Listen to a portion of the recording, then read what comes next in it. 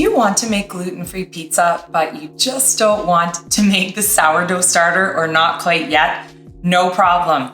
I'm going to show you how to make my delicious gluten-free sourdough pizza without the sourdough. If you are ready to start on your sourdough journey, please check out my follow-along videos. I made this gluten-free pizza crust recipe completely adaptable, so my hope is that absolutely everyone can enjoy pizza again. All you have to do is choose from the list of different types of flours that I've created: binding flours, whole grain flours, and starchy flours. You can find the details in the description below. So let's go ahead and get started. The first thing we're going to do before we get our mise en place ready is heat up some water, and you're going to get it between 100 and 110 degrees Fahrenheit or so, which is about 38 degrees Celsius. So you don't want it to go above 110 degrees Fahrenheit, because at that point you could kill the yeast. So if you're worried, you can just take any kind of thermometer, place it in your water. But really, if your water just feels warm, but not burny at all, it should be good. The yeast is going to take about 15 minutes in a nice warm spot in order to prove. So this way we'll have time to gather all of our ingredients and equipment after that. So I like to just place my yeast directly into my KitchenAid stand mixer bowl. And we're going to then just use a regular traditional yeast for this. We'll add in our yeast, and then we'll add in our warm water. So we're going to add 485 grams of warm water. And then in order to help activate the yeast, I like to add in pure Canadian maple syrup. If you're vegan and you're not comfortable with this, you can also use cane sugar. Pure Canadian maple syrup doesn't use any animal byproducts at all in order to process the maple syrup. Then we're going to give it a good whisk. Just making sure that all of the yeast is incorporated. Once it's been well whisked, I just like to place a towel over top, and then I'm going to take it to place it in my oven with the light on.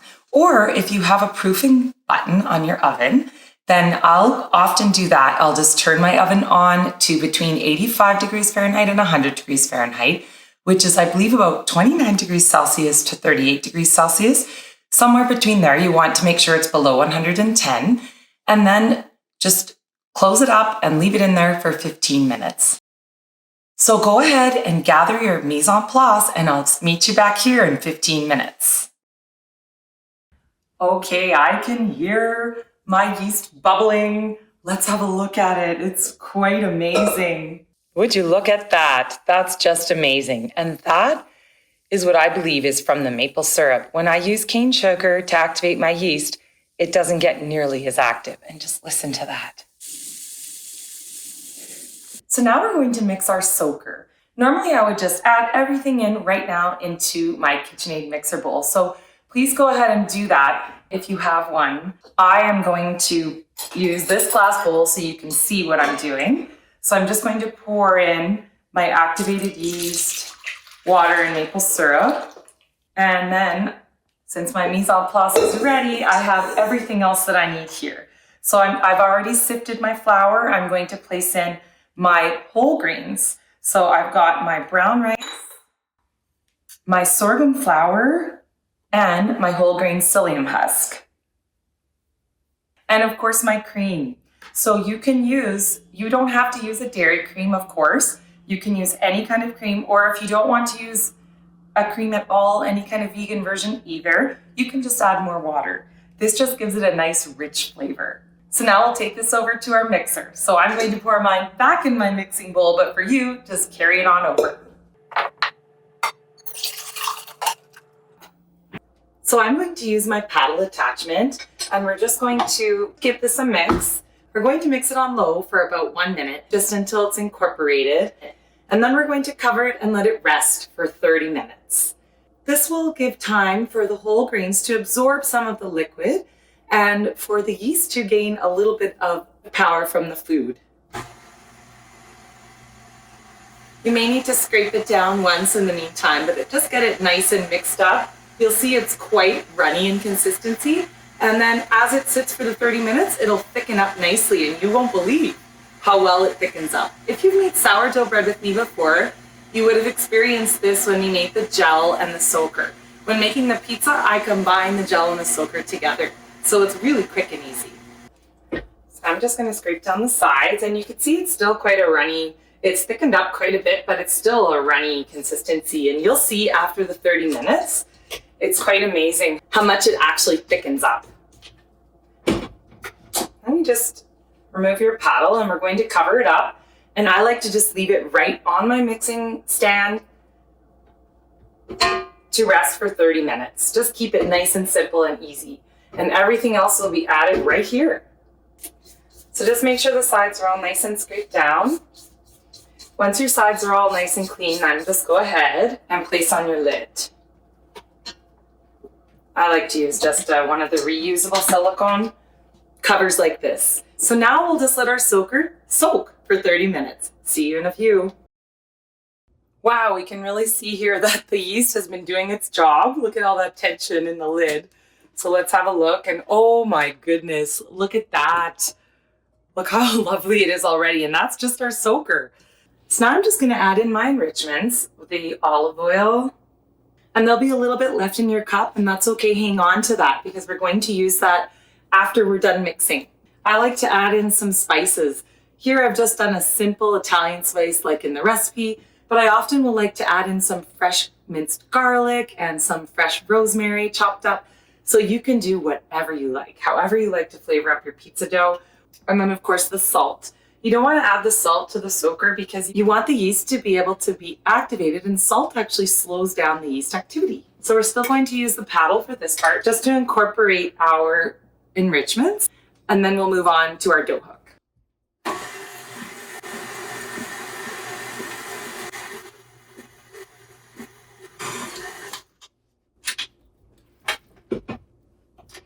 Then we'll switch to our dough hook. As you can see, it's nice and sticky at this point, but that's not typical of gluten-free dough, right? Oftentimes it will be looking like it's falling apart. You want it to be nice and wet like this. So next we're going to add in our binding flour, and I'm going to use my homemade sweet rice flour. If you'd like to learn how to make sweet rice flour on your own at home, you can just click on this link here. And if you're wondering what on earth is sweet rice flour, you can also click on the link here to learn all about it. It is an amazing binding flour. So we're just going to add that in, and we're going to sift in our starches. I'm using tapioca starch and potato starch. However, you can choose any of the starches that I have listed in my group of starches. The link to the full recipe is also in the description below if you'd like to choose different starches. If you can't use tapioca or potato, something like that. I just like to give it a quick little sift. And you can add it in all at once. You don't have to add it in slowly. So now I'm going to add on my dough hook, and we're going to give it a nice mix until it's all incorporated. To mix it on low for a minute or two until all of the binding flour and starches are incorporated. And then we're going to turn it up on high and mix it on high for 3 to 5 minutes. I find with this dough, if we mix it for 3 to 5 minutes, then it really gets incorporated nicely and just works. It just becomes so much more fluffy. I find gluten-free dough tends to do better when it's mixed for a little longer. So after about 3 to 5 minutes, you're going to notice it seems quite wet and a little sticky, and that's okay. That's exactly what you want.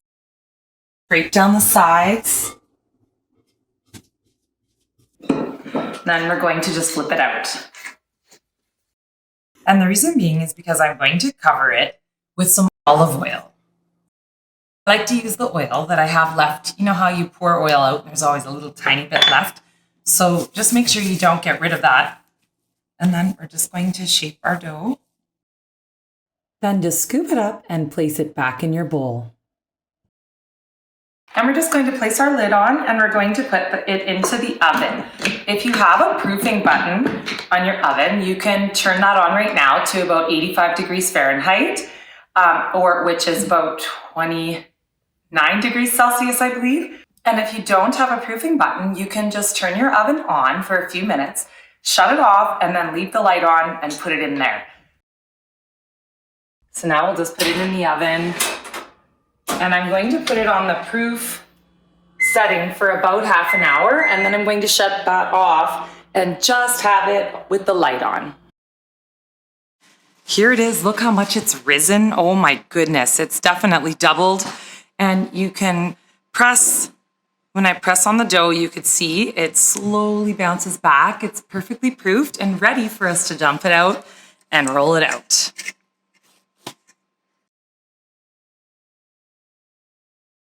You can see how it's quite nice and springy and it bounces back slowly when I press into it. That's excellent. So you can just use a knife or you can use a bench scraper like this if you have one. Now it depends on how many pizzas you actually want to make. If you cut this dough in half, it will make you 2 thick crust pizzas. You can make up to 4. Just make sure not to roll it out too thin. So we're going to do 3 pizzas this time. So you're going to roll one out at a time. So the way you make sure that they don't dry out, we're going to take out our plastic wrap and just cover this up. Plastic wrap, I don't typically use it much in my kitchen, but it is really, really helpful when it comes to gluten-free dough. I use it when I'm making the dough all the time because it just really helps to keep the moisture in. And so that when you're trying to shape it, that it doesn't stick to your hands or anything. And it's quite delicate dough compared to a regular wheat dough. So we're going to do the same thing with this. So I'm just covered, but we're going to be working with this one right now. If you'd like to make extra pizzas and then store some in the freezer for when you want to have a quick dinner, it's a perfect thing to do. And you have 2 options. The first option is to actually freeze the dough just after you cut it. So freeze it in the dough balls. So you can just take it and roll it in a ball. And then all I do is just wrap it up tightly in some plastic wrap. I usually do 2 layers. And then I'll put this in a container or in a Ziploc bag and go directly into the freezer. With the frozen dough balls, you'll want to take them out of the freezer and you'll need to let them thaw at room temperature. Once they've come to room temperature, then you can roll them out. They become pliable again. We're going to take a piece of parchment, lay it down, and place our dough right on top of it. Then you're going to cover it with some plastic wrap. You don't have to use plastic wrap if you don't like the idea of plastic wrap touching your food, which I know some people don't. That's okay. You can also use parchment paper, but having the 8 like that really helps to shape your dough without it breaking or falling apart at all. Gluten-free dough is not quite as strong as wheat-containing dough. So cover it up, and then you can start to smooth it out with your hands, just gently pressing. And you can shape the whole thing with your hands if you like, or you can go ahead and grab your rolling pin and you can roll it out with a rolling pin as well. I like to start off with my hands. Sometimes I finish with my hands depending on the shape I want to make, or other times I'll use my rolling pin. So it's completely up to you. I find sometimes I have a little more control with my hands than I do with the rolling pin. You just keep pressing out and kind of almost massaging the dough. Massaging it from the center out as you spin it and massage it. And the outsides will start to get a little thicker, and that's the beginning of the edge of our crust. So if there's ever any spots that look like they're getting thin or maybe breaking, I just massage them. These gluten-free doughs, they love to be gently massaged and taken care of. They're high maintenance.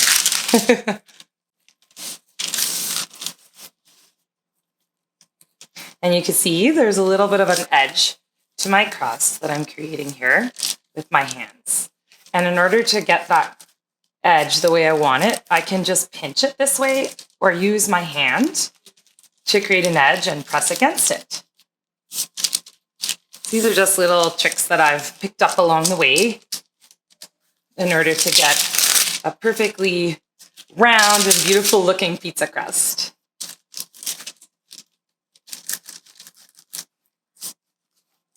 There we are. Now, depending on how thick you want it to be, you can continue rolling or continue massaging and pushing out from the center out. You want to make sure that your parchment stays fairly flat, so you can just keep kind of pulling it. And the first time you do it, it will always take longer, just like anything. But it's nice and smooth now. Once it goes into the oven, it's going to tend to bubble up in the center, but don't panic because that bubble will actually just settle right down again and you'll be able to put your toppings on. So we're going to par bake this dough. So we're going to put it in the oven without its toppings and bake it for about 5 to 7 minutes, depending on the oven. So my oven takes exactly 5 minutes, but yours may not be as hot as mine. So you'll want to make sure that your oven has been preheating at 500 degrees Fahrenheit convection or 260 degrees Celsius fan. So there we are. Once you're happy with the shape of your pizza, this is quite a large pizza dough, which I love. Then you're just going to let it sit for a few minutes, about 5 minutes to 15 minutes. So before we put our pizza in the oven now, we're just going to cut the edge of our parchment. This is an important step because we're going to be cooking it at such a high temperature that the parchment can actually catch on fire. So it can become dangerous if any of the parchment is sitting outside of the pizza crust more than, half an inch or so.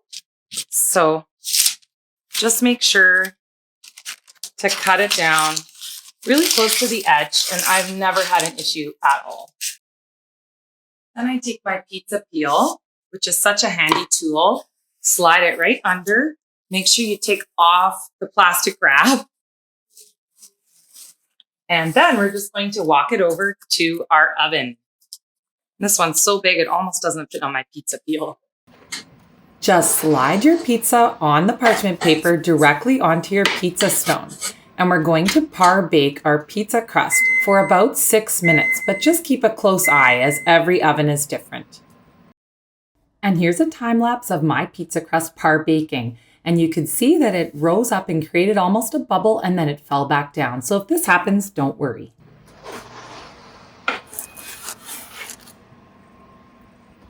The par bake is now done. And I'm ready to put on my toppings.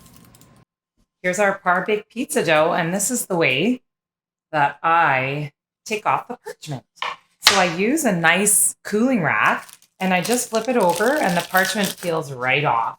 And then you can take this pizza peel again and flip it over and then just slide it onto the cooling rack. The moisture coming off of it may cause it to lose some of its crispiness. So you want to keep it on here. At this point, after your pizza crust has cooled, you can then wrap it up and place it in the freezer and use it at any time. You just can put your toppings on and cook it up. A great way for a quick dinner. If you think it will be a little longer before you bake it, you can place this inside of some foil wrap as well, or into a large Ziploc bag, or you can just place it directly in like this, and it'll stay good for at least a week or two. And then when you're ready to bake it, you can pull it out, let it thaw for a few minutes, perhaps about half an hour, and then add your toppings while your pizza stone is preheating in the oven. Then we're going to put our toppings on and then slide it back onto our pizza peel and put it back onto our pizza stone that's in the oven. And then I like to bake my pizza again at 500 degrees Fahrenheit convection, which is 260 degrees Celsius fan, for 6 minutes, or until you see that the toppings have slightly browned and until the crust looks golden and crispy.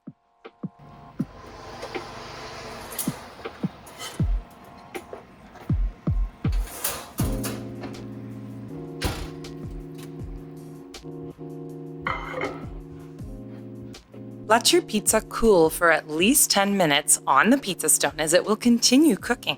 Once your pizza dough has been cooling on the pizza stone, then you can go ahead and actually cut your pizza. You can hear it's quite crispy. Ooh, it looks so good. Oh, look at that. You can see it's a nice strong crust. It's not falling apart. So now to try it. Oh, I can't wait. It smells so good. I hope you enjoy this gluten-free pizza crust and that everyone in your family can eat pizza again.